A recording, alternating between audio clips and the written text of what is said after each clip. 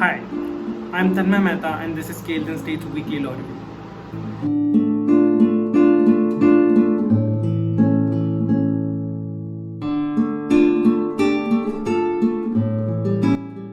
The Supreme Court on June 4th dismissed the review petition filed by the Central Bureau of Investigation against the order granting bail to former Union Minister P. Chidambaram.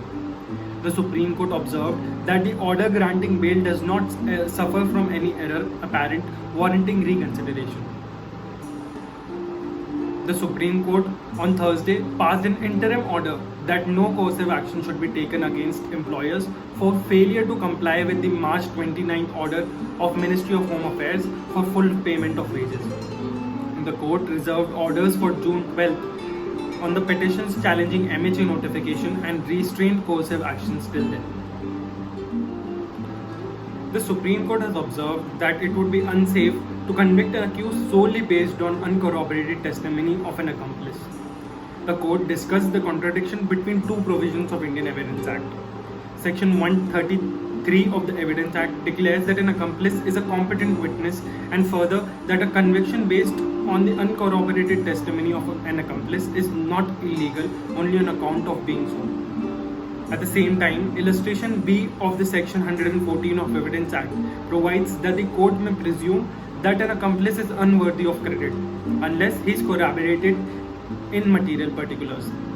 The court observed that the combined result of section 133 read with illustration B of section 114 of the Evidence Act is that the courts have evolved as a rule of prudence the requirement that it would be unsafe to convict an accused solely based on an uncorroborated testimony of an accomplice. The corroboration must be in relation to the material particulars of the testimony of an accomplice. In the same case, the Supreme Court also observed that in a case of murder followed by abduction, the abductor can be presumed to be the murderer. In cases governed by Article 113 of the Limitation Act, the period of limitation begins to run when the right to sue accrues and not when the right to sue first accrues, the Supreme Court has observed. The Karnataka High Court has held that family courts cannot insist on personal appearance of parties at the time of presenting petitions before the family courts if they are represented by advocates acting as their authorized agents. The bench also held that personal presence was not necessary at the time of filing to seek divorce by mutual consent. The Bombay High Court recently, while hearing a criminal revision petition filed by a 51-year-old man from Pune against a family court judgment directing him to pay monthly maintenance to his ex-wife, held that she is entitled to maintenance even if she runs a business and has her own source of income. However, the quantum of maintenance was reduced by the Bombay High Court from 15,000 per month to 12,000 per month. The Kerala High Court has observed that the act of forcing another person to sign on blank paper does not amount to making of false document punishable under section 468 of the Indian Penal Code.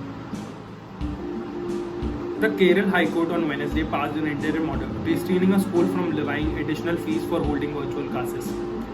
The court noted that right to education is sacrosanct in the Constitution of India and is the mandate under Right of Children to Free and Compulsory Education 2009. Taking note of recommencing physical hearings in the top court, the Supreme Court has called upon advocates and parties in person to give their written consent, stating that physical hearings shall only commence when they receive a written consent regarding the same. The National Green Tribunal on June 1st held that it has the power and jurisdiction to institute suo motu proceedings against environment law defaulters, and it thus held the orders passed by the tribunal against South Korean company LG Polymers in a suo motu case registered against the company is not illegal. The tribunal emphasized that the approach of a judicial forum in dealing with environmental issues cannot be hyper-technical, for that would defeat the ends of justice, especially in matters where right to life is implicated.